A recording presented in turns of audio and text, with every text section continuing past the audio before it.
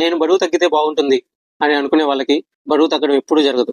ఎందుకంటే ఆ స్టేట్మెంట్లోని doubt, uncertainty ఉంటుంది. తగ్గితే అనే కండిషనల్ థింకింగ్ రిజల్ట్ని క్వశ్చన్ చేస్తుంది.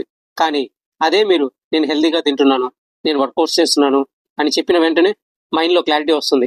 మనం యాక్షన్ మీద ఫోకస్ పెడతాం. ఇదే outcome focused thinking. Outcome focused thinking అంటే మనం జర్నీలో పోతూ ఉంటాం. రోడ్ స్మూత్గా ఉండదు అని తెలుసుకోవడం, వచ్చే ఛాలెంజెస్ని యాక్సెప్ట్ చేయడం, పెయిన్, డిలే, ఎక్స్క్యూజెస్ అన్నీ ఉన్నా సరే ఫైనల్గా మనం అనుకున్నది అచీవ్ చేయడం.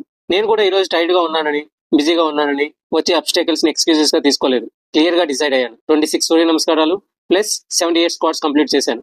అవుట్కమ్ ఫోకస్డ్ థింకింగ్ నాకు హెల్ప్ చేసింది. డిఫికల్టీస్ టెంపరీ, కానీ నా commitments permanent. Friends, weight loss కావచ్చు, ఫిట్నెస్ కావచ్చు, కెరీర్ గోల్స్ కావచ్చు, if you think in maybe అనే mindset lifelong waiting మోడ్లోనే ఉంటారు. కానీ యాక్షన్ బేస్డ్ మైండ్ సెట్లో ఉంటే రిజల్ట్ టైం క్వశ్చన్ కాదు, రిజల్ట్ కన్ఫర్మ్. సో ఈరోజు మీకు ఛాలెంజ్. మీ గోల్ గురించి డౌట్స్ వదిలేసి ఒక క్లియర్ స్టేట్మెంట్ చెప్పండి, నేను యాక్షన్లో ఉన్నా అని. That's all. This is one more tomorrow. Chapter 2, day 26. Follow me and witness ఎక్స్క్యూజెస్ని గెలిచే 54 డేస్ జర్నీ.